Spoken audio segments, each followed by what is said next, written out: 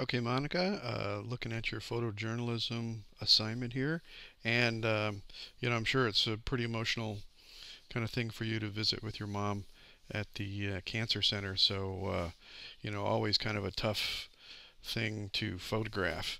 So, let's kind of overall taking a look. Here's your mom in the hospital, okay, and then maybe you're in the lobby, and you're doing some things in the lobby, and then going to the to Walgreens, and then she's taking a nap. Okay, so let's take a look.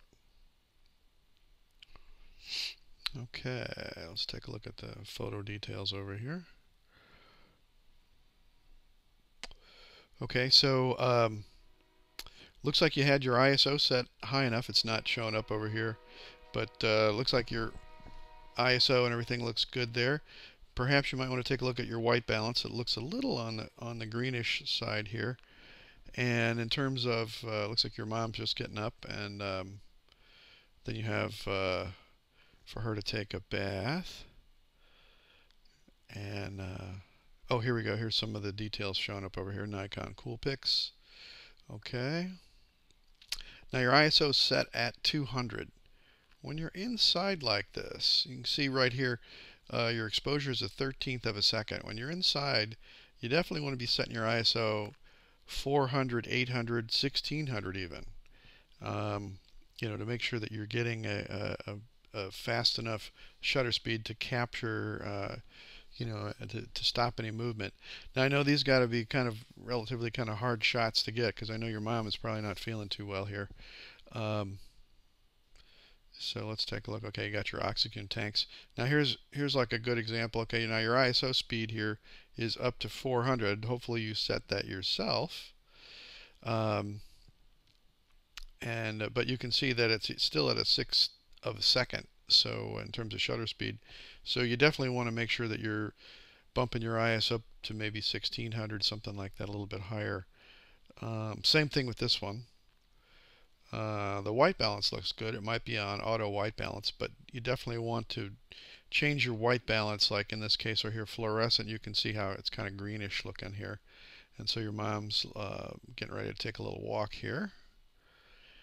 And here she is, or here's the signage. Okay, that's good. Okay, maybe you're taking her out for a little ride or something. Oh, okay, this is down in the lobby. Okay, she's got her oxygen. Okay, yeah, same thing kind of right here too. You can see your picture's a little bit blurry. So you definitely want to make sure that your ISO is set up a little higher. So you got ISO of 200 right here. But when you have like a dark interior like this, you're definitely going to want to have it be your ISO up a little higher. Okay, so they're doing a little testing here. Okay. Yeah, same thing right here too. ISO is now at 100. So you definitely want to set that ISO on your camera to bump it up a little bit higher. So you've got a faster shutter speed. Okay, now this one, fortunately nobody was moving around too much, and it's a little sharper picture, but it's still a 1/9 of a second here. Okay, so your mom getting some test results here. She's plugged into the monitor. Okay, good. And the doctor coming in and checking her heart. Good. And down in the lobby with some signage. That's also good. Now, once again, make sure you're working on you're looking at your ISO, because the ISO inside there was the shutter speed was really slow. Now, here's this one particular right here. ISO is at 1600. Now, I'm not sure if you set this yourself, but the ISO at 1600 outside gives you a shutter speed of 1/1000th of a second. So that's way more than you need.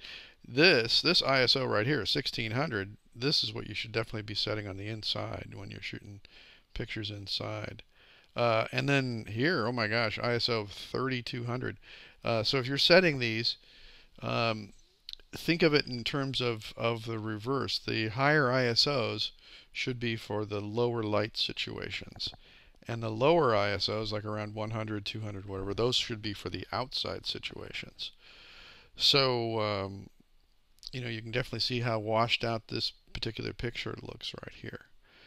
Okay, and so, and then a shot of your mom relaxing here. Okay, and then this is definitely something where you're going to want to pay attention to the white balance, because it definitely looks a little on the yellow side. You want to set this on fluorescent or something and see what looks good, in terms of the white balance. Okay, so that's the final shot there. Okay, so just a few thoughts here. In terms of telling a story, um, yeah, this is a tough subject.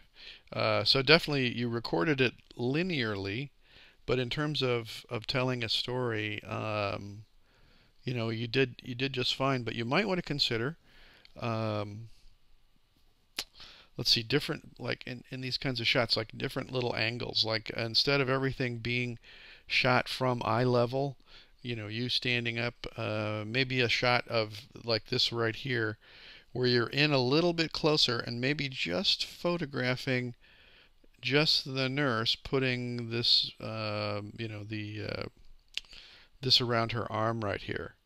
Those kinds of details. Because when you shoot something and, all your shots are consistent in terms of you're about a certain distance away, every single time that you're shooting the shot. So maybe you get in a little bit closer or you zoom in.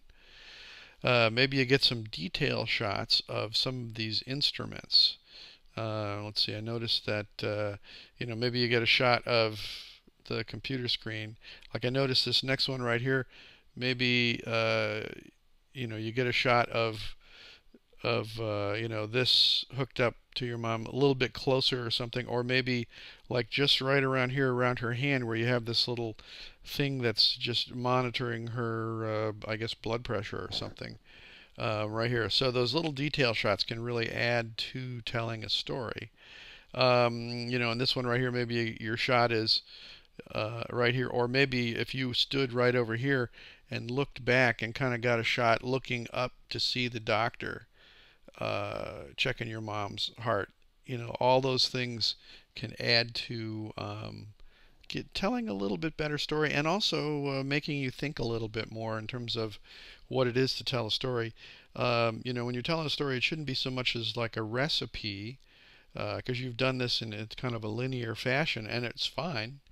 Um, in terms of what you've done, it certainly fulfills the assignment.